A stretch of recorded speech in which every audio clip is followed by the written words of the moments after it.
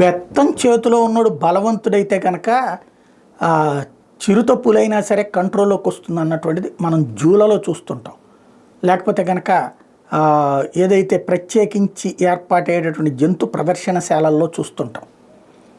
అలాంటిదే ఇప్పుడు నిజ జీవితంలో ఒరిజినల్ సమాజంలో కనబడుతోంది. ట్రంప్ అనేటటువంటి బెత్తం పట్టుకునేవాడు స్ట్రాంగోడు 20వ తారీఖున బాధ్యతలు స్వీకరించబోతున్నాడు. దాంతో ఇంతవరకు డబుల్ గేమ్ ఆడిన బైడెన్ ఉచ్చులో పావుగా మారినటువంటి హమాస్ ఇప్పుడు కాల్పుల విరమణకు ఒప్పుకుంది. బైడెన్ ఓ పక్కన ఇజ్రాయెల్కి ఆయుధాలు పంపిస్తాడు, ఇజ్రాయెల్ దగ్గర డబ్బులు తీసుకుంటాడు. హమాస్కి డబ్బులు పంపిస్తాడు, వాళ్ళ ఆర్థిక సాయం అంటాడు. అంటే రెండు వైపులా దుర్మార్గం వాడే. ఏంటి అంటే ఉద్రిక్తతలు రెచ్చగొట్టాలా, నాశనం చేయాలి, ప్రపంచం నాశనం అవుతుంటే అందులో చలిగాచుకుని డబ్బులు సంపాదించుకునేటటువంటి ఆయుధ వ్యాపారుల యొక్క బ్రోకర్ వాడు. రేపు మాపో పోతున్నాడు, 20వ తారీఖుకి పోతాడు. ఆ దరిద్రుడు సృష్టించిన దరిద్రమే ఇజ్రాయెల్ హమాస్ వార్ లేదా ఇజ్రాయెల్ ఇరాన్ ప్రాక్సిస్ వార్. ఇప్పుడు అది ముగిసిపోవడానికి నిన్ననే మనం చెప్పుకున్నాం, అది ముగిసిపోబోతోంది, శాంతి ఒప్పందం జరగబోతోందని నిన్న అధికారికంగా ప్రకటించారు. అది ఇవాళ రేపు బైడెన్ నోట్లో నుంచి వస్తుంది. నేనేదో శాంతిని ఎరగబోడిచానని చెప్పబోతున్నాడు ఆయన.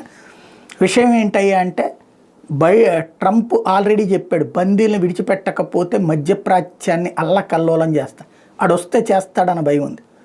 అదే సందర్భంలో ఇజ్రాయెల్ సిద్ధంగా ఉంది. ఎందుకు? తమ బందీల కోసమే అది యుద్ధం చేస్తూ వచ్చింది, విడిచిపెడతారు.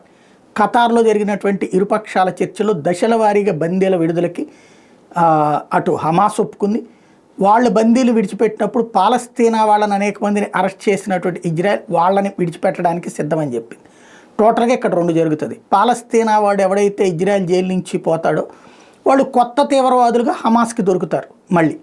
అదే సందర్భంలో హమాస్ చెర నుంచి విడిపించబడినటువంటి వాళ్ళని కాపాడినటువంటి పరిస్థితి ట్రంప్కి వస్తుంది, నెతన్యాహుకు వస్తుంది. కానీ వాళ్ళలో చనిపోయిన కుటుంబాలు నెతన్యాహుని శాశ్వతంగా శత్రువుగా పెట్టుకుంటారు.